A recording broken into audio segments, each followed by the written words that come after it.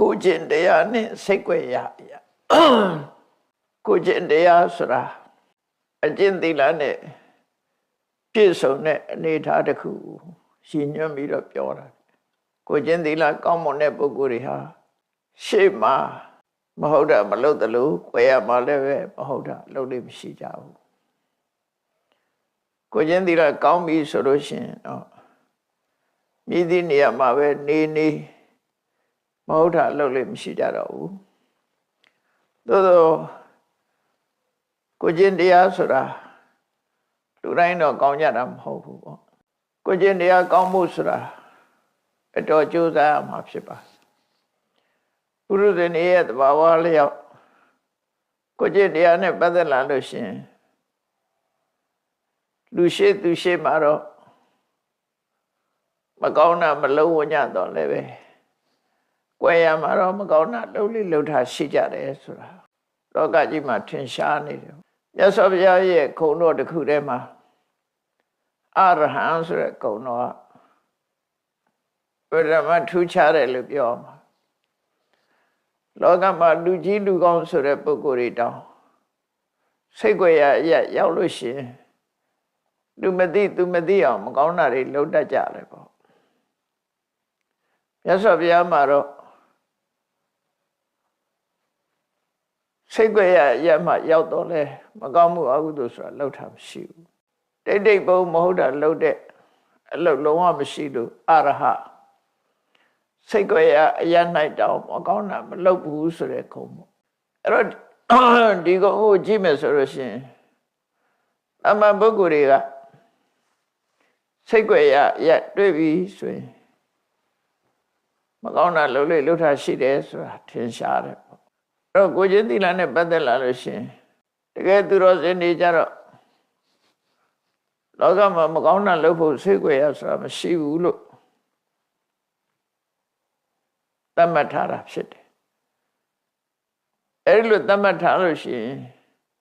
မကောင်းတာလုပ်ဖို့နေရဆိုတာသူတို့မှမရှိကြဘူးစိတ်ွယ်ရဆိုတာသူတို့ရှာလို့မတွေ့ဘူးပေါ့ကိုကျင့်တရားပြပြတဲ့ပုဂ္ဂိုလ်တွေကတော့စိတ်ွယ်ရဆိုတဲ့နေရာမှာသွားလောက်ကြတယ်လူအများစုကစိတ်ွယ်ရလို့ထင်ပြီးတော့မကောင်းမှုတွေကိုလုပ်ကြတယ်အဲ့ဒါနဲ့ပတ်သက်ပြီးအတွေးခေါ်တွေကမင်္ဂမုတ်လို့တာပေါ့မြတ်စွာဘုရားဟောတဲ့တရားတွေမှာဆိုရင်နတ္ထိလောကေရဟောနာမလောကမှာစိတ်ွယ်ရဆိုတာမရှိပါဘူးတဲ့သို့သောလူတွေကစိတ်ွယ်ရလို့ထင်တယ်စိတ်ွယ်ရဆိုတာ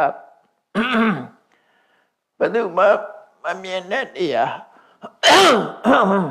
ဘယ်သူမှမရှိတဲ့နေရာကိုစိတ်ွယ်ရလို့ပြောကြတာကိုတယောက်တည်းပဲတခြားပုဂ္ဂိုလ်ဘယ်သူမှမရှိဘူးဘယ်သူမှမမြင်နိုင်ဘူးပတ်ဝန်းကျင်ကကိုယ်ကိုမမြင်နိုင်ဘူးဆိုတဲ့နေရာမျိုးစိတ်ွယ်ရလို့ယူဆကြတယ်အဲ့တော့မြတ်စွာဘုရားကတော့နတ္ထိလောကေရဟောနာမလောကမှာစိတ်ွယ်ရဆိုတာမရှိဘူးတဲ့ဘယ်သူအတွက်လဲဆိုရင်ပါပကမ္မပကရုပ္ပတောမကောင်းတဲ့အလုပ်လုပ်ချင်တဲ့ပုဂ္ဂိုလ်ဖို့စိတ်ွယ်ရဆိုတာမရှိဘူးရတော့အပြင်လူတွေဟာကောင်းတဲ့အကျင့်နေကြတော့လူရှိသူရှိမှပြသကြတာမဟုတ်တဲ့အလုပ်မကောင်းတဲ့အလုပ်ဆိုရင်တော့ကွယ်ရမှာပုံရှုကွယ်ရှုလုပ်လို့ရှိကြတာအဲ့ဒါကြောင့်မို့လို့မကောင်းမှုအကုသိုလ်လုပ်တာစိတ်ွယ်ရရှိတယ်လို့သမ္မာပုဂ္ဂိုလ်တွေကထင်မိမဲ့ပညာရှိသူတော်ကောင်းတွေကတော့မကောင်းတဲ့အလုပ်ကိုလုပ်ဖို့စိတ်ွယ်ရဆိုတာမရှိပါဘူးမကောင်းတဲ့အလုပ်ကိုလုပ်တဲ့ပုဂ္ဂိုလ်ဟာသူကသူစိတ်ွယ်ရလို့ထင်နေပေမဲ့လို့စိတ်ွယ်ရမဟုတ်ဘူးဆိုတာကိုပြတာပဲဖြစ်တယ်နတ္ထိလောကေရဟောနာမပါပကမ္မပကရုပ္ပတောမကောင်းမှုအကုသိုလ်ပြုလုပ်တဲ့ပုဂ္ဂိုလ်ဖို့လောကမှာစိတ်ွယ်ရဆိုတာမရှိဘူးတဲ့ဘာကြောင့်မရှိတာတော့ဆိုရင်အတ္တတိပုရိသသန္တာတိယတိကဟတိဝါနာဝါ ကိုကစိတ်ကြွယ်ရလို့ထင်နေပြီမဲ့လို့အဲ့ဒီနေရာမှာကိုယ်ကြည့်နေတဲ့မျက်လုံးတွေဆိုတာလူထဲမှာလည်းမဟုတ်ဘူးကိုလှုပ်တာကိုမြင်နိုင်တဲ့လက်တွေရှိတယ်ကိုလှုပ်တာကိုမြင်နိုင်တဲ့လက်တွေရှိတယ်ကိုပတ်ဝန်းကျင်မှာကိုကမမြင်ရပေမဲ့ကိုကိုမြင်နေတဲ့ပုဂ္ဂိုလ်ရှိတယ်ပေါ့ဒါကြောင့်မို့စိတ်ကြွယ်ရဆိုတာမဟုတ်ဘူးနောက်ဆုံးမှာဘယ်သူမှမရှိဘူးဆိုတော့အတ္တတိပုရိသသာနာတိယတိကာတိဝနာဝကိုမဟုတ်တာလှုပ်တာကိုသိနေတဲ့လူတယောက်ရှိတယ်တဲ့အဲ့ဒါဘယ်သူလဲဆိုကိုယ်တိုင်ပဲသူများမသိဘူးလို့တော့ရှိကောင်းရှိမယ်အဲ့ဒီကိုလှုပ်တာကိုမသိဘူးဆိုတော့မရှိဘူးဒါကြောင့်မို့အတ္တတိပုရိသသာနာတိမင်းစိတ်ကြွယ်ရလို့ထင်မနေနဲ့ကိုလှုပ်တာကိုတော့သိနေတယ်အဲ့ဒီကိုသိနေခြင်းဟာစိတ်ကြွယ်ရမဟုတ်ခြင်းပဲဖြစ်တယ်လို့ဒီလိုအတွေးခေါ်နဲ့လောကမှာစိတ်ကြွယ်ရမရှိလို့မကောင်းမှုကောင်းကုသိုလ်လုပ်တဲ့အခါမှာစိတ်ကြွယ်ရတောင်းမှမလုပ်အောင်ရှောင်ရှားနိုင်ဖို့အရေးကြီးတယ်လို့ဆိုလိုတဲ့အဓိပ္ပာယ်ပဲဖြစ်တယ်။မြတ်စွာဘုရားရဲ့အရဟံဆိုတဲ့ဂုဏ်တော်ဟာလောကလူသားတွေကစိတ်ကြွယ်ရတွေ့လို့ရှိရင်မကောင်းတာလုပ်တတ်ကြတော့လေမြတ်စွာဘုရားကမြတ်စွာဘုရားဖို့မကောင်းမှုဆိုတာလုံးဝမပြုလို့စိတ်ကြွယ်ရမှတောင်မကောင်းမှုပြုတယ်ဆိုတာမရှိလို့ဒီဂုဏ်တော်ကြီးကိုရရှိထားတာဒီအရေးချင်းတစ်ခုကိုရရှိထားတာ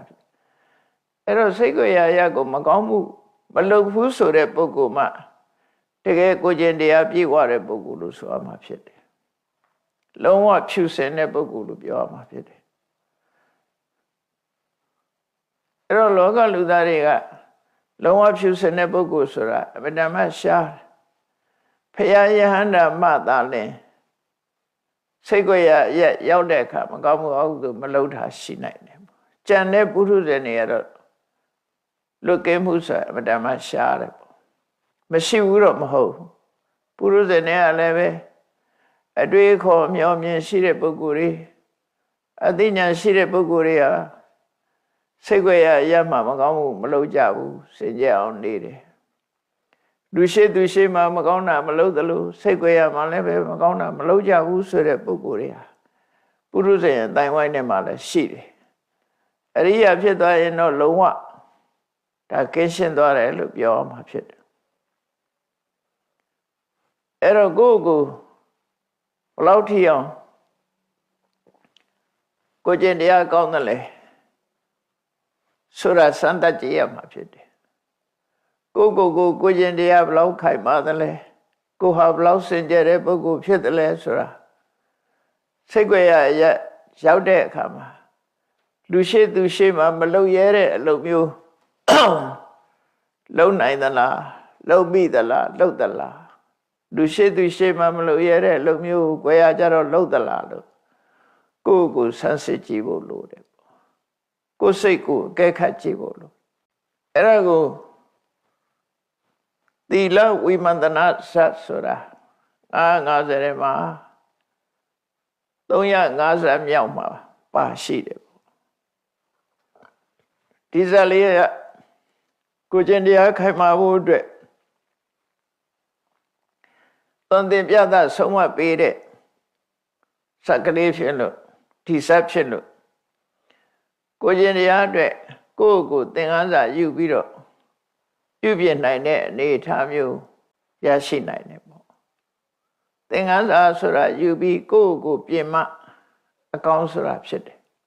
လောကလူတွေဟာကိုမပြင်သေးသမျှလူကောင်းမဖြစ်နိုင်ပါဘူးဆရာမိဘတွေကပြင်တယ်ဆိုတာဆရာမိဘတွေရှေ့မှာကောင်းနိုင်တော့လည်းပဲဆရာမိဘရှေ့မဟုတ်တဲ့အခါမှာအကျင့်စရိုက်တွေကပြန်ပြီးတော့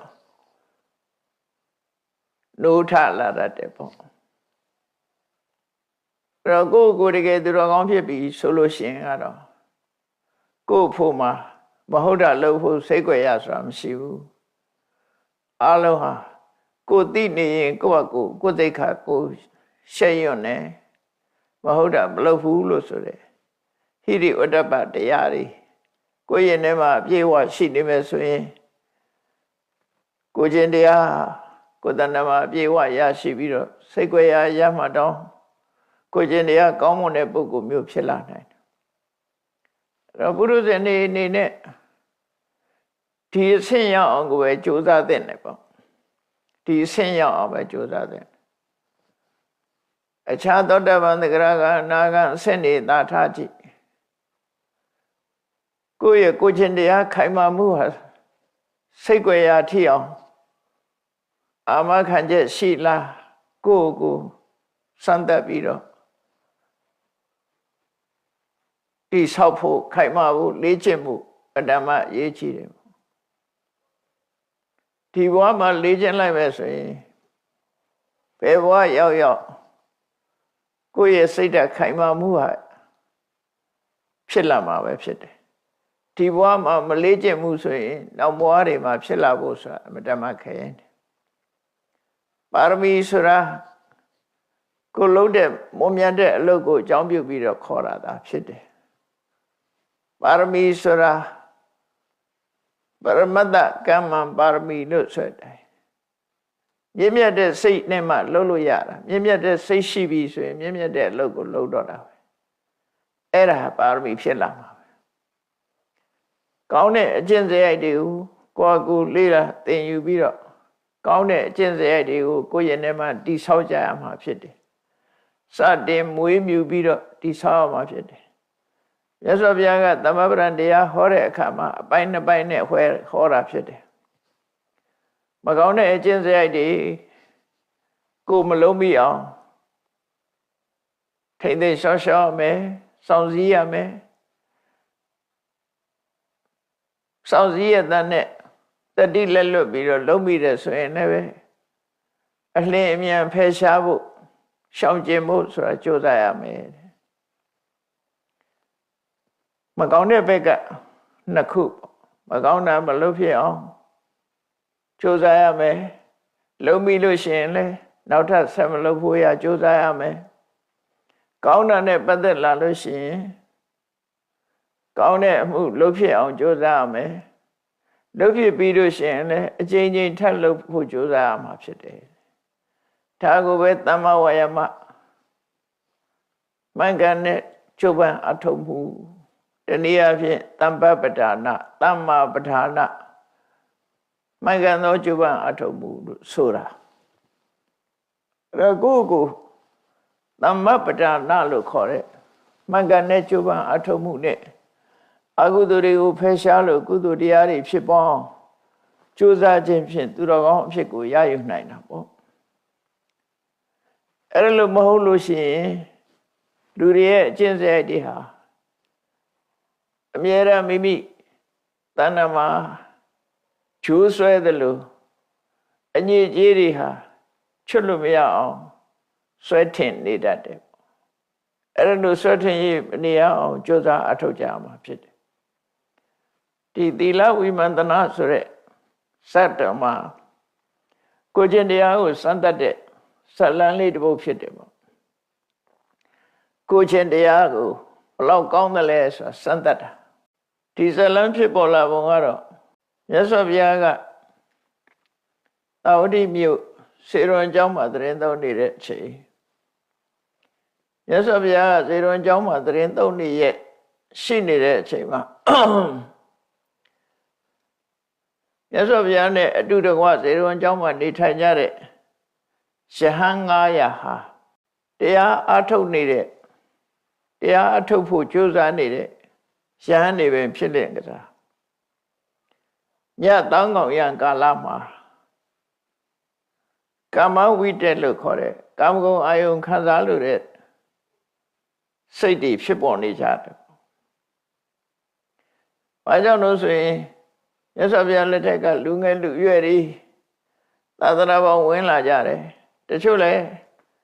မိသားစုအိမ်နောက်တွေကိုစွန့်ပြီးတော့သာသနာပေါင်းဝင်ကြတာဖြစ်တယ်။အဲ့လိုဝင်လာတဲ့ပုဂ္ဂိုလ်တွေဟာ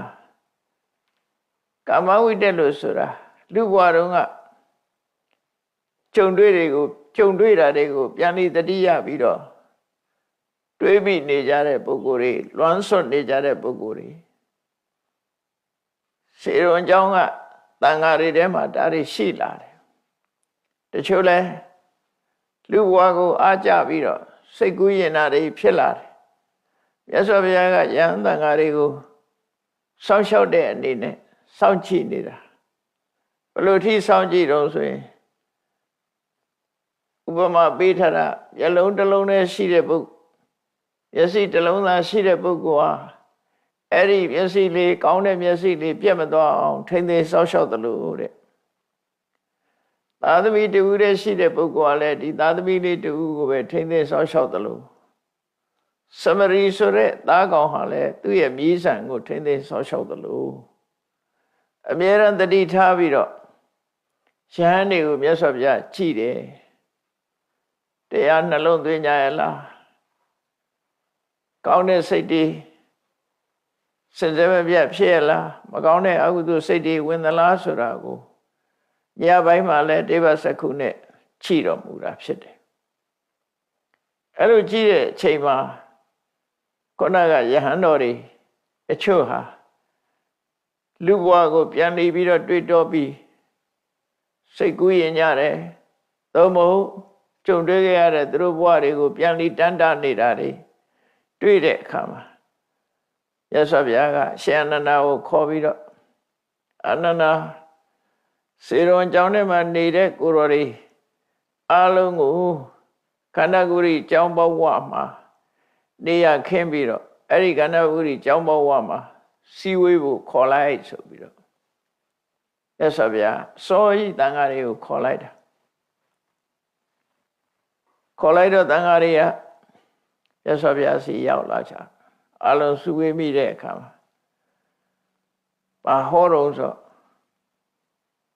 ပပကရဏီရဟောနာမနတ္ထိရှေးပညာရှိတွေကတော့တဲ့စိတ်ကောင်းနှလုံးကောင်းရှိတဲ့ပညာရှင်တွေဟာမဟုတ်တာလို့ဖို့အတွက်စိတ်ကြွရရမရှိဘူးဆိုပြီးတော့သူတို့ဟာမကောင်းမှုမလုံးမိအောင်ရှောင်ကြတယ်ဆိုတဲ့ရှေးကသူတော်စင်တို့ရဲ့ကျင့်ထုံးလေးတစ်ခုကိုမြတ်စွာဘုရားကရှင်းပြတာဖြစ်တယ်ဟောပြတာဖြစ်တယ်ဒါဘဝသင်္ကန်းစာယူဖို့အတွက်ငါတို့ဘယ်သူမှမသိဘူးအလုံးဒါစိတ်ကြွရဖြစ်နေတယ်ငါတွေးတာဘယ်သူမှမသိဘူးငါလုပ်တာလည်းဘယ်သူမှမသိဘူးဆိုတဲ့စိတ်မမွေးပဲနဲ့စိတ်ကြွရသည်ပင်နဲ့စိတ်ကြွတဲ့အရာမဟုတ်ဘူးမကောင်းမှုအကုသိုလ်လုပ်ဖို့စိတ်ကြွရဆိုတာမရှိဘူးဆိုတာကိုပြသတဲ့အနေနဲ့မြတ်စွာဘုရားကဇလံတစ်ပုဒ်ကိုယဟန်တွေကိုဆုံးမဩဝါဒပေးတဲ့အနေနဲ့ဟောကြားခဲ့တာဖြစ်တယ်ပေါ့တခုသောဘုရားမှာဘုရားလောင်းဟာပါရဏသီမြို့ပြမနာလူမျိုးထဲမှာသွားပြီးတော့ဖြစ်တယ်အဲ့တော့ပြမနာလူမျိုးဖြစ်တဲ့အခါကျတော့အဲ့ဒီဗာရဏသီပြည်မှာလည်းပဲလူငယ်လူရွယ်တွေကိုပညာသင်ပေးတဲ့ထိတာပါမောက္ခဆိုတဲ့ဆရာရှိတယ်ထိတာပါမောက္ခဆိုတာဘယ်ရက်ကလာအဲ့ရလေးမျက်နှာရဲ့ဆရာကြီးဆိုတဲ့အဓိပ္ပာယ်ပေါ့နော်အဲ့ရလေးမျက်နှာမှာလာတဲ့ပညာလိုလားတဲ့ပုဂ္ဂိုလ်ရဲ့အကြီးကဲလို့ဒီစကားလုံးကိုယူပြီးတော့အခုတက္ကသိုလ်တွေဘာတွေမှာပါမောက္ခဆိုခန္ဓာတွေရှိတာရှေးတုန်းကထိတာပါမောက္ခအဲ့ဒီဆရာစီရှေးနောက်တောင်မြောက်အယဒေသနယ်၄ရက်ကနေပြီးတော့တပည့်တွေပညာလာသင်ကြလို့နယ်၄ရက်ကပညာလာသင်ရတဲ့ဆရာသမားကိုထိတာပါမောက္ခလို့ခေါ်တယ်ရှေးကအဲ့တော့များသောအားဖြင့်တက္ကသိုလ်ပြည်မှာထိတာပါမောက္ခဆရာဆိုတာရှိတယ်အဲ့ဒီတက္ကသိုလ်ဆိုတာမြို့ရဲ့နာမည်ပဲအဲ့တုန်းကတော့ခဏခေတ်မှာတော့အဲ့ဒီ950ဇတ်တည်းရဲ့ အသုံးနှုန်းကိုလိုက်ပြီးတော့တက္ကသိုလ်ဆိုတဲ့နာမည်တွေသုံးလာကြတာဖြစ်တယ်နော်အင်္ဂလိပ်လို university ဆိုတဲ့ပြန်တဲ့စကားတွေတက္ကသိုလ်လို့သုံးလာကြတယ်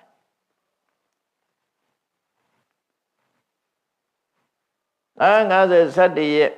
မြန်မာနိုင်ငံမှာဩဇာတက်ရောက်မှုလို့ဆိုရမှာဖြစ်တယ်ပညာမျိုးစုံသင်တဲ့နေရာကိုတက္ကသိုလ်လို့ခေါ်တာတက္ကသိုလ်ဆိုတာမျိုးရဲ့နာမည်အခုဒီဇာလန်းမှာတော့ဗာရာဏသီမြို့မှာထိတပါမောက္ခဆရာကြီးရှိတယ်ဆိုတော့ဗာရာဏသီမြို့မှာလည်းပဲဒီလိုပညာသင်ကြားပေးတဲ့ဆရာရှိတယ်လို့ဗာရာဏသီမြို့ကထိတပါမောက္ခဆရာထံမှာသူတို့ပညာသင်နေကြတယ်အဲ့လိုပညာသင်တဲ့အချိန်မှာဖះလောင်းနေဆိုတာကျိုးစားအထုံမှုနဲ့အသိဉာဏ်ထက်မြက်မှုမှာသူများတဲ့သားတယ်ဘာလို့သားရအောင်ဆိုတော့သူတို့ကဘယ်ကိစ္စပဲဖြစ်ဖြစ်လုံလဝိရိယသူများတဲ့သားတယ်သူများတဲ့ဆန္ဒရှိတယ်ဆန္ဒကြီးတယ်ဝိရိယကြီးတယ်အဲ့ဒါကြောင့်ကိုသားတယ်လို့ပြောတာနော်အဲ့တော့သားတဲ့ပုဂ္ဂိုလ်တွေကခဏခေတ်မှလည်းရှိတာပဲဘယ်ကိစ္စပဲဖြစ်ဖြစ်ဥစည်းဆောင်ရွက်ပြီးလုပ်ကိုင်တဲ့ပုဂ္ဂိုလ်တွေရှိတယ်လေနောက်လိုက်တွေရှိသလိုဥဆောင်ပြီးတော့လှူရှားတဲ့ပုဂ္ဂိုလ်တွေရှိတာတော့ခေါင်းဆောင်လုပ်တတ်တဲ့ပုဂ္ဂိုလ်တွေပေါ့ဘုရားလောင်းကလည်းအဲ့ဒီမှာသူကပညာသင်တဲ့ကျောင်းသား900ထဲမှာသူ့အပါဝင်ဖြစ်တယ်အဲကျောင်းသား900ထဲမှာသူကဆရာရဲ့လက်ထောက်အနေနဲ့ပညာသင်ကြားနေတာထက်ထက်မြက်မြက်ကြိုးစားတယ်ပညာရေးကြိုးစားအထောက်တယ်အဲ့ဒီဆရာကြီးမှာအရွယ်ရောက်တဲ့သမီးပြူတယောက်ရှိနေတော့ဆရာကစဉ်းစားတယ်သမီးရှင်ဆိုတာအရွယ်မလင့်ခင်အင်တော်ရသားချပေးဖို့စဉ်းစားထားရှိကြတယ်ပေါ့နော်အိန္ဒိယနိုင်ငံမှာဆိုရင်ပို့ပြီးတော့ဒီကိစ္စတွေကရှိမှညတယ်ပေါ့ဒါမို့အိန္ဒိယကနေခေတ်သူတို့ရဲ့ဒလိတုံးတန်းစင်လာရဆိုလို့ရှင်တာယောက်ျားလေးမွေးတဲ့ပုဂ္ဂိုလ်ကအေးစစ်စစ်ပဲစိတ်ပူစရာမရှိဘူးသမီးမင်းကလေးတွေမွေးထားတဲ့မိဘတွေကတော့အမ္တမသူတို့ဟာစိတ်ပူစရာတွေဖြစ်ကြတယ်စိတ်ပူစရာဖြစ်ကြတယ်အခုလည်းဒီသဗ္ဗမောက္ခဆရာကြီးကသမီးလေးတယောက်ရှိတော့ဒီသမီးလေးအိမ်တော်ရဲ့သားချပေးဖို့သူ့မှာလူရွေးရတော့မှာဖြစ်တယ်ပေါ့အရွယ်ရောက်လာပြီဆိုတော့လူရွေးရသူ့မှာတပည့်ကျောင်းသားတွေ900တောင်ရှိတယ်အဲ့ဒီမဲ့ဥစည်းကောင်းဆောင်လုပ်နေတဲ့လက်ထောက်တပည့်တွေပညာတော်တဲ့တပည့်တွေရှိတယ်သို့တော့ပညာတော်တိုင်းကိုကျင့်တရားကောင်းကြမှာကောင်းတာဒါကြောင့်ကိုကျင့်တရားကောင်းတဲ့ပုဂ္ဂိုလ်ရွေးချယ်ဖို့ဆရာကြီးကစိတ်ကူးရတယ်စိတ်ကူးရတယ်သူစိတ်ထဲမှာအကျင့်သီလကောင်းတဲ့ပုဂ္ဂိုလ်စာရိတ္တကောင်းတဲ့ပုဂ္ဂိုလ်ငါသမီးနဲ့လက်ထပ်ပေးမယ်ဆိုပြီးရှိရွယ်ချက်နဲ့ဆရာကြီးကတပည့်တွေကိုခေါ်လိုက်တယ်ခေါ်ပြီးတော့ကြွကြောင်းပြောတယ်ငါတပည့်တို့တဲ့ငါသမီးကလည်းအရွယ်ရောက်နေပြီတဲ့ငါသမီးကိုအိမ်တော်ရဲ့သားချပေးခြင်းတယ်ဝိဝါဟလို့ခေါ်တယ်မိဘတွေကသုံးရင်ဝိဝါဟလို့သုံးရဒီသမီးရှင်ဘက်ကပြောတာဝိဝါဟအိမ်တော်ဘက်သားရဲ့ရှင်ဘက်ကပြောရင်အာဝါဟအဲ့ဒါလည်းမှန်အောင်သုံးဖို့လိုတယ်ပေါ့နော်ဒါဗမာပြည်မှာလည်းဒီစကားလုံးကသုံးတာဒါပေမဲ့အခုတော့နည်းနည်းသုံးနေလာတော့မသိဘူးအာဝါဟဝိဝါဟမင်္ဂလာဆိုတာလေအာဝါဟနဲ့ဝိဝါဟဒါအပါဠိစကားတွေခဏမှာတော့ထိမ်းများလက်ထပ်တယ်လို့သုံးတာပဲများတယ်ထင်ပါရဲ့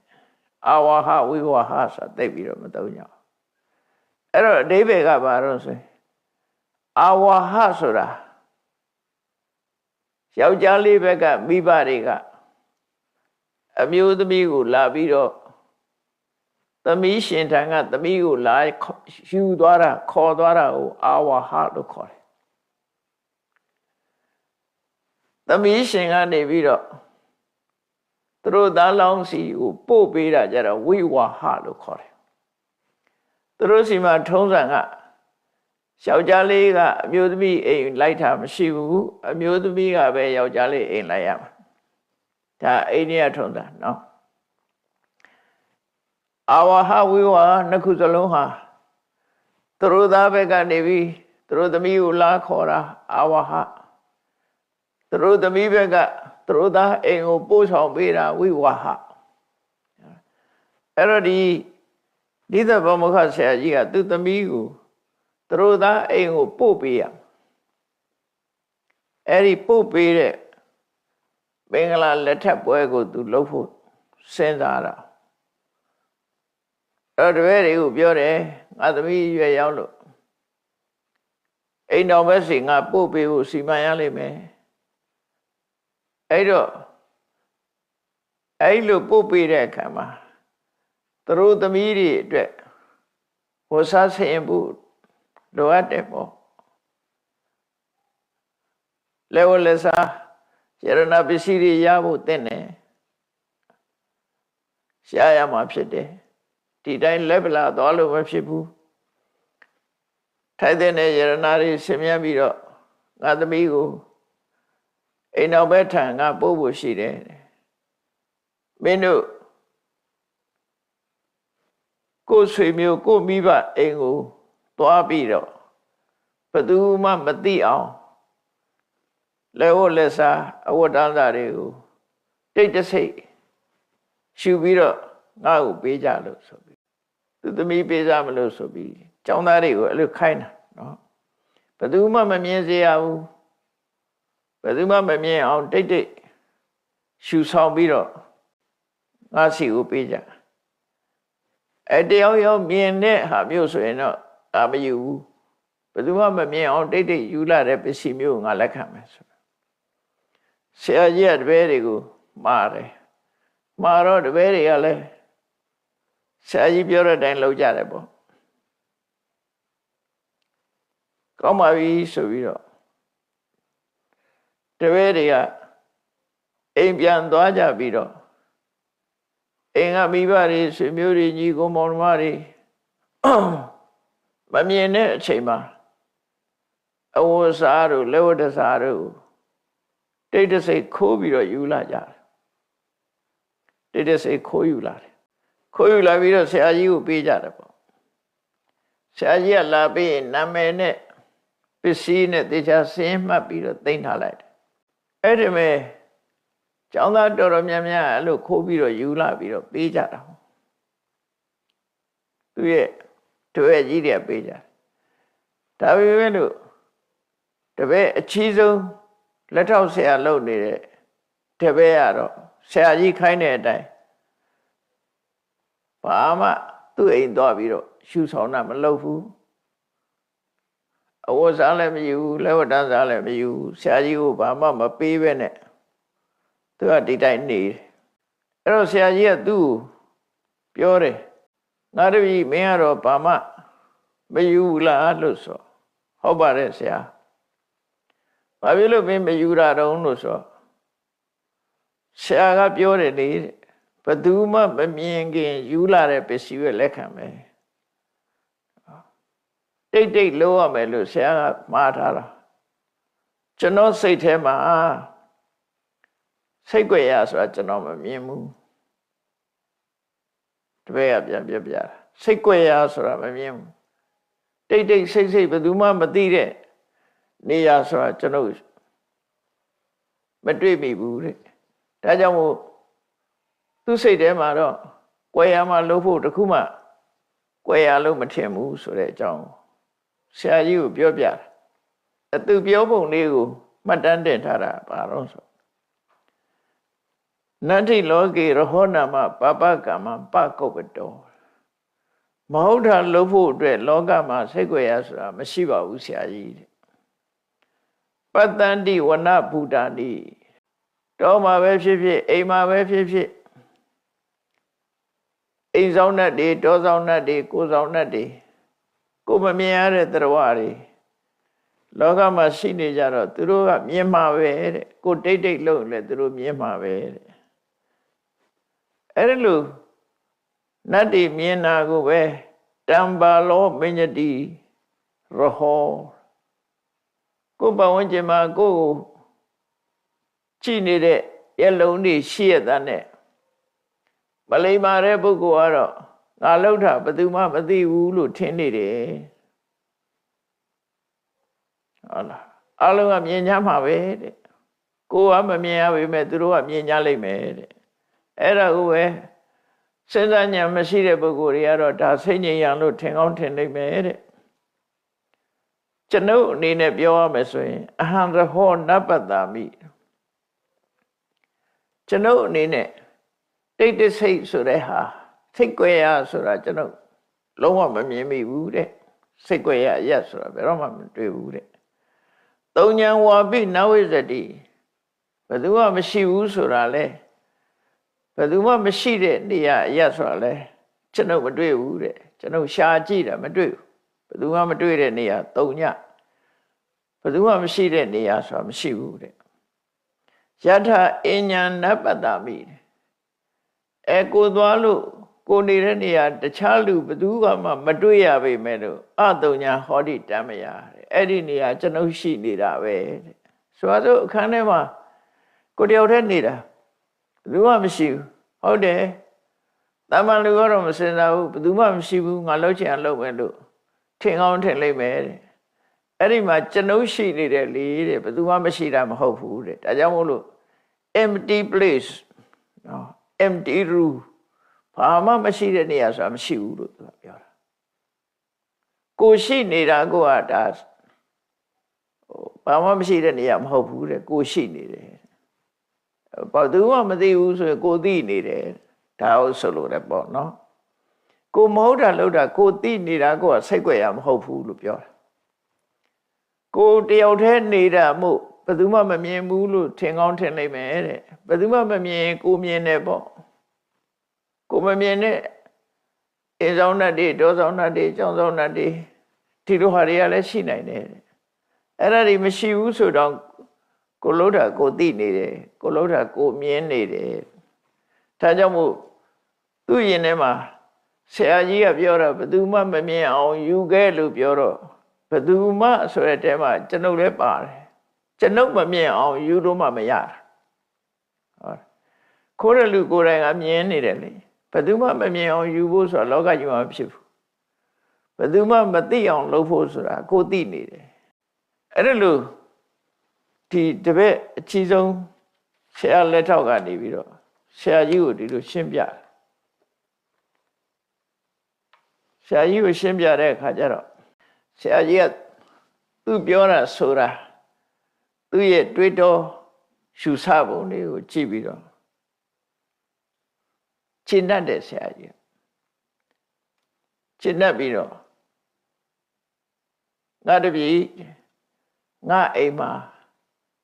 ငါသမီးအိမ်အောင်ချဖို့ပစ္စည်းဥစ္စာမရှိတာမဟုတ်ပါဘူးတဲ့ငါအိမ်မှာအပြည့်စုံရှိပါတယ်ဟုတ်တာပေါ့တပည့်တွေပညာသင်ကြားပေးနေတဲ့ဆရာကြီးပဲအဲ့တော့သူ့အိမ်မှာဒီသမီးတယောက်ဆင်မိုးရအတွက်ကတော့ငွေကြေးတနာအလုံးလောက်ရှိပါတယ်ဒါပေမဲ့လို့ငါသမီးနဲ့ပေးစားဖို့ပုဂ္ဂိုလ်ဟာကိုချင်းတရားကောင်းတဲ့ပုဂ္ဂိုလ်ဖြစ်ဖို့လိုတယ်ကိုချင်းတရားကောင်းတဲ့ပုဂ္ဂိုလ်လောကကြီးမှာကိုချင်းတရားကောင်းတဲ့ပုဂ္ဂိုလ်နဲ့အိမ်တော်ရသားချပေးခြင်းလို့မင်းတို့ကျောင်းသားတွေကိုငါစုံစမ်းတာဖြစ်တယ်တဲ့အဲ့တော့ငါသမီးဟာမင်းနဲ့အတော်ဆုံးပဲသူ့ကိုရွေးချယ်လိုက်တာဘာမှယူမပေးတဲ့တပည့်ဘာမှအိမ်ကနေပြီးတော့လက်ဝတ်တန်းစာခိုးပြီးတော့ယူမလာတဲ့တပည့်ကိုမင်းဟာအကျင့်စာရိတ္တကောင်းတယ်ကိုကျင့်တရားကောင်းတယ်ဒါကြောင့်မို့မင်းနဲ့ပဲတော်တယ်လို့ဆိုပြီးတော့ သမီးကိုအစင်တစားအပြည့်ဝဆင်ပြီးတော့အဲ့တပည့်ကြီးနဲ့လက်ထပ်ပေးလိုက်တယ်တပည့်ကြီးနဲ့လက်ထပ်ပေးလိုက်ပြီးတော့ခုနတုန်းကအိမ်သွားပြီးတော့တိတ်တဆိတ်လက်ဝတ်တန်းစာရှရဏပစ္စည်းတွေတို့အဝတ်တန်းစာတွေတို့ခိုးလာတဲ့တပည့်ကျောင်းသားတွေကိုတော့သူမှတ်ထားတဲ့အတိုင်းကဲမင်းတို့အိမ်မင်းတို့ပြန်ယူသွားကြတာလေးဆိုပြီးတော့အကုန်ပြန်ပေးလိုက်တယ်ဆရာကြီးကစမ်းသပ်တာဘယ်သူကိုချင်းတရားကောင်းတယ်လဲဆိုစမ်းသပ်တာအဲ့တော့ဆရာကြီးရဲ့သမီးကိုမျောလင်းတောင်းတပြီးတော့အိမ်ကလဲဝတ်တန်းစာယရဏပစ္စည်းတွေခိုးယူလာခဲ့ကြတဲ့ကိုချင်းတရားပြက်ပြားတဲ့ကျောင်းသားတပည့်တွေဟာဆရာကြီးသမီးကိုလက်လွတ်ဆုံးရှုံးသွားကြတယ်ကိုချင်းတရားကောင်းတဲ့ပညာရှိအတွေးခေါ်ကောင်းတဲ့ကိုချင်းတရားကောင်းတဲ့တပည့်တယောက်သားလင်ကိုချင်းတရားကိုအကြောင်းပြုပြီးတော့ဆရာကြီးသမီးကိုအိမ်တော်ဘက်အဖြစ်ရွေးချယ်ခွင့်ရသွားတယ်ပေါ့ဒီလိုဆိုလိုတာပေါ့အဲ့ဇာလန်မှာအဲ့တော့အဲ့ဒီဇာလန်ရဲ့အနှစ်ချုပ်ကတော့ဒါလေးကိုပြောတာပဲဒါကိုသွန်သင်ပြသတဲ့သဘောပဲအဲ့ဒီမှာမြတ်စွာဘုရားကဒီဇာလန်ကိုဟောပြီးတော့ဖြည့်ဆွတ်ပြီးမြတ်စွာဘုရားဟောကြားတာတော့ပါတော့ဆိုဒုစစ်သောစသူစစ်သောစနန္ဒောစဒုက္ခဝဋ္ဌိတောဝိဇောစအထုဝသီလောစတေဓမ္မာဇဟုမတ္ထိကာအမည်နာမလေးတွေဖော်ထားတယ်လူ6ယောက်ကျောင်းသား6ယောက်အိမ်ကပစ္စည်းခိုးပြီးတော့ယူလာတဲ့ကျောင်းသား6ယောက်တယောက်ကဒုစစ်စတယောက်ကသူစစ်စတယောက်ကနန္ဒာတဲ့တယောက်ကဒုက္ခဝဋ္ဌိကာတယောက်ကဝိသတယောက်ကအတုဝသီလတို့သူတို့နာမည်တွေကို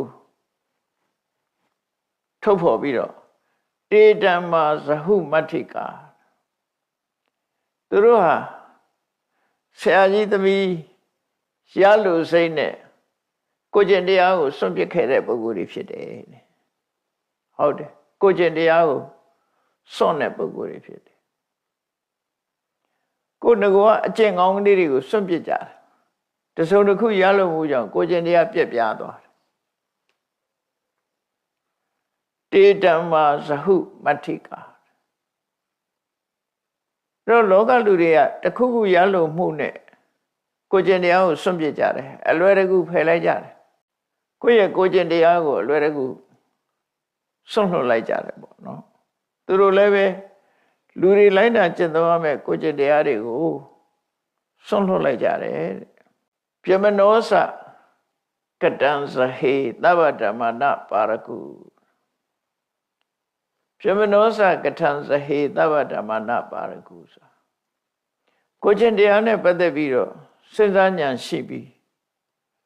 ကြိုးစားအထုတ်လို့ထုတ်တဲ့ကျောင်းသားအချီးဆုံးမြင့်မြတ်တဲ့ကျောင်းသားကတော့တဲ့ကထံဇဟေကိုကျင့်တရားကိုသူဆရာကြီးတပည့်ကိုရလို့ရေးအတွက်နဲ့ကိုကျင့်တရားကိုသူအပြတ်မခံကိုကျင့်တရားကိုမစွန့်လို့ဘူးယောဓမ္မမနုပါလေတိကိုကျင့်တရားကိုသူထိမ့်သိမ့်နိုင်တယ်ကိုကျင့်တရားကိုဘာနဲ့မှမလဲဘူးလို့ဆိုလို့အဲ့တော့လောကလူတွေကကိုကျင့်တရားနဲ့ငွေဆိုရင်ငွေနောက်လိုက်တယ်ကိုကျင့်တရားကိုဖယ်လိုက်ပြီးတော့ငွေနောက်လိုက်တယ်ကိုကျင့်တရားနဲ့ယာဓုဆိုရင်လည်းယာဓုနောက်လိုက်တာကိုကျင့်တရားနဲ့အခွင့်အရေးဆိုရင်လည်းအခွင့်အရေးနောက်လိုက်တယ်ကိုရှိတဲ့ကိုကျင့်တရားကိုအလွယ်တကူစွန့်လွတ်ပြီးတော့လက်တလောရရှိလာနိုင်တဲ့ငွေကြေးဒနာအတွက်ဖြစ်စေကြော်ကြားမှုအတွက်ဖြစ်စေခွင့်ရေးအတွက်ဖြစ်စေအဲ့ဒါတွေအတွက်လူတွေကလိုက်ပြီးတော့လုပ်လို့ရှိကြတယ်တဲ့ဒါလောကရဲ့သဘာဝဋ္ဌိမသစ္စာနိကမော ကိုကျင့်တရားနဲ့ပတ်သက်ပြီးတော့အခိုင်အမာစိတ်ဓာတ်ခိုင်မာတဲ့ပုဂ္ဂိုလ်လုံလဝိရိယရှိတဲ့ပုဂ္ဂိုလ်ကိုကျင့်တရားကိုတန်ဖိုးထားတဲ့တည်ကြည်ခိုင်မာတဲ့ပုဂ္ဂိုလ်မျိုးထိတိမှာသီလကိုစောင့်ထိန်တဲ့နေရာမှာကျူပန်အထုတ်တယ်ကိုကျင့်တရားကိုတန်ဖိုးထားတယ်ကိုကျင့်တရားနဲ့ပတ်သက်တဲ့ခိုင်မာတယ်ဆိုတဲ့အဲ့ဒီပုဂ္ဂိုလ်မျိုးသစ္စာနေကမောတကယ်ကိုသဘာဝအစစ်မှန်ဖြစ်တဲ့ကိုကျင့်တရားကိုသာလဲကြိုးစားအထုတ်တဲ့ပုဂ္ဂိုလ်မျိုးအဲ့တော့ကိုယ့်ရဲ့အကျင့်စရိုက်ကိုဘာနဲ့မှမလဲဘူးလို့ဆိုလိုတယ်ကိုယ့်ရဲ့ကိုကျင့်တရားကိုဘာနဲ့မှမလဲဘူးဝေကျေးနဲ့လည်းမလဲဘူးယာတူးနဲ့လည်းမလဲဘူးကြော်စောမှုနဲ့လည်းမလဲဘူးဘာနဲ့မှမလဲတဲ့ပုဂ္ဂိုလ်မျိုးအဲ့လိုခိုင်မာတဲ့ပုဂ္ဂိုလ်မျိုးဟာတဲ့ဘာလို့တလဲဆိုရင်ဓမ္မကိုသာလဲအခိုင်အမာကိုယ့်ရင်ထဲမှာခိုင်မြဲအောင်ထိမ့်သိမ်းဆော့ဆော့တယ်ရသော်ဘုရားကဒါကိုဖြစ်ဆွပြီးတော့ဟောလိုက်တဲ့စကားပဲခုနတုန်းကခေါင်းဆောင်လုပ်တဲ့မကောင်းမှုအကုသိုလ်စိတ်ကြွယ်မှာမလုပ်တဲ့အကြီးဆုံးကြောင့်သားကနတ္ထိလောကေရဟောနာမပပကမ္မပကုပ္ပတောပတ္တတိဝနဗုဒ္ဓာနိတံပါလောမညတိစနောမညတိရဟောတဲ့မကောင်းမှုလုပ်တဲ့ပုဂ္ဂိုလ်လောကမှာစိတ်ကြွယ်မရှိဘူးတဲ့ကိုယ်ပတ်ဝန်းကျင်ကတတ်တယ်ကိုယ်မြင်နိုင်တယ်တဲ့ဒါပေမဲ့လို့စဉ်းစားဉာဏ်ရှိတဲ့ပုဂ္ဂိုလ်ကဒါကိုစိတ်ကြွယ်ရလို့ထင်နေတာတဲ့သူ့အနေနဲ့ကတော့အာရဟောနပတ္တမိစိတ်ကြွယ်ရဆိုတာသူမမြင်ပါဘူးသုံးဉာဏ်ဝါပိနာဝိဇ္ဇတိဘယ်သူမှမရှိတဲ့နေရာဆိုတာလည်းမရှိပါဘူးတဲ့ကိုယ်ကနေဘယ်သူ့ကိုမှမတွေ့ရပေမဲ့ကိုယ်တိုင်ရှိနေသည့်အတွက်ကြောင့်စိတ်ကြွယ်ရမဟုတ်ပါဘူးလို့သူ့အတွေ့ရအဲ့လိုတွေးပြီးမကောင်းမှုအကုသိုလ်ရှောင်နေဆိုတော့ဆိုလိုရင်းကတော့ကိုချင်းတရားကိုဘာကိစ္စနဲ့မှမစွန့်လွတ်တဲ့အနေအထားမျိုးရသော်ဘုရားကသွန်သင်ဆုံးမပေးတာလားဖြစ်တယ်ပေါ့အဲ့တော့ဘုန်းကြီးတို့တွေလည်းကိုကျင့်သုံးရတဲ့ကိုကျင့်တရားရဲ့တန်ဖိုးကိုထားပြီးတော့ဘယ်အရာနဲ့မှမလဲပဲနဲ့ကိုကျင့်တရားပေါ်မှာအခိုင်အမာယက်တည်ဖို့လေ့ကျင့်ကြရမှာဖြစ်တယ်လေ့ကျင့်ရမယ်ကိုကျင့်တရားတွေကိုတန်ဖိုးထားလို့စိတ်ကြွယ်ရမှာမကောင်းမှုအကုသိုလ်ကိုလုံးမဲ့ဆိုရင်ကိုယ်တိုင်မြင်နေတယ်စိတ်ကြွယ်ရဆိုတာမဟုတ်ဘူးကိုမြင်တယ်ကိုရှက်တယ်ဆိုတဲ့အသိစိတ်ဓာတ်တွေနဲ့မကောင်းမှုအကုသိုလ်မလုံးမိအောင်ထိမ့်သိမ်းဆော့ရှော့ကြရမှာဖြစ်တယ်လို့ဒီသီလဝိပဿနာစက္ကဒီသင်္ကန်းစာကိုပေးတာပဲဖြစ်တယ်ပေါ့အဲ့တော့မြတ်စွာဘုရားကသာရကဒေသနာတွေဟောပြီးတဲ့အခါမှာအမြဲတမ်းသစ္စာ၄ပါးနဲ့ဒီကုန်းချုပ်တာဖြစ်တယ်သစ္စာ၄ပါးဆိုတာကိုရထားတဲ့ဘဝဟာဒုက္ခသစ္စာပဲအဲ့ဒီဘဝရဲ့အကြောင်းဖြစ်တဲ့တဏှာဟာသမုဒိယသစ္စာဖြစ်တယ်ဘဝဟာဒုက္ခဘဝကိုဖြစ်စေတဲ့အကြောင်းတရားအဓိပရဏအကြောင်းတရားတဏှာကဒုက္ခသမုဒိယအဲ့တော့တန်တရားထဲမှာဒီဒုက္ခနဲ့ဒုက္ခသမုဒိယဒီနှစ်ခုနဲ့သွားနေတာပဲဖြစ်တယ်အဲ့ဒီဒုက္ခအဆုံးသတ်တဲ့နေရာကတော့និရောဓဥပိ္ပဏံအပ္ပဝတ္တိဘဝနဲ့ဘဝတဏှာဘဝနဲ့ဘဝကိုဖြစ်စေရတဲ့တဏှာဒီနှစ်ခုချုပ်ငြိမ်းသွားတာအဲ့ဒီနှစ်ခုမရှိတဲ့နေရာချုပ်ငြိမ်းတာနိဗ္ဗာန်ပဲဒါကိုစာပေကျမ်းကမှာဆိုလို့ရှိတယ်ဘဝဟာဒုက္ခသစ္စာဘဝရဲ့အကြောင်းဖြစ်တဲ့တဏှာသည်သမုဒိယသစ္စာအဲ့ဒီဒုက္ခသမုဒိယသစ္စာနှစ်ပါးတို့ရဲ့မဖြစ်ရဒီនិရောဓသစ္စာဥပိ္ပဏံအပ္ပုတ္တိនិရောဓောအကျိုးလည်းမဖြစ်ဘူးအကြောင်းလည်းမဖြစ်ဘူးအဲ့တော့ ဥပိ္ပဏအပောတိတေရောတောတတ္တဥပါယောဘက်ခောအဲ့ဒီနှစ်ခုစလုံးမဖြစ်တာသူ့ဟာသူမဖြစ်တာမဟုတ်ဘူးအကြောင်းတရားကိုကြိုးစားအထုတ်လို့မဂ္ဂင်၈ပါးကိုကြိုးစားအထုတ်လို့မဂ္ဂင်၈ပါးဆိုတဲ့အကျင့်တရားကိုကျင့်သုံးသည့်အတွက်ကြောင့်အကြောင်းကိုပယ်ပြီးတော့အကျိုးပါပြတ်သွားတာအကြောင်းကုန်လို့အကျိုးကုန်သွားတာအဲ့ဒါကမဂ္ဂသစ္စာလို့အဲ့တော့ဘဝနဲ့ပတ်သက်ပြီးတော့ဒီသစ္စာ၄ပါးနဲ့ခွဲခြားသတ်မှတ်ရမှာဖြစ်တယ်ခွဲခြားသတ်မှတ်ဖို့ကိုယ့်ကိုအကြမ်းမြင်ပေါ့ကိုယ့်ကိုအကြမ်းမြင်သတ်မှတ်ထားရင်ဟုတ်လားကိုရထားတဲ့ဘဝဟာဒုက္ခရထားတာအဲ့ဒုက္ခရဲ့အကြောင်းဟာတဏှာဖြစ်တယ်အဲ့ဒါဒုက္ခနဲ့ဒုက္ခသမုဒယနှစ်ခုကိုသိခြင်းပဲဒီသိခြင်းဟာအမှန်ကန်သိခြင်းဖြစ်လို့သစ္စာလို့ခေါ်တယ်တကယ်သိတယ်မှန်တယ်တကယ်အမှန်တရားဖြစ်လို့သစ္စာအဲ့ဒီနှမျိုးစုံမဖြစ်ဘူးဆိုတာនិရောဓဒါလည်းအမှန်ပဲ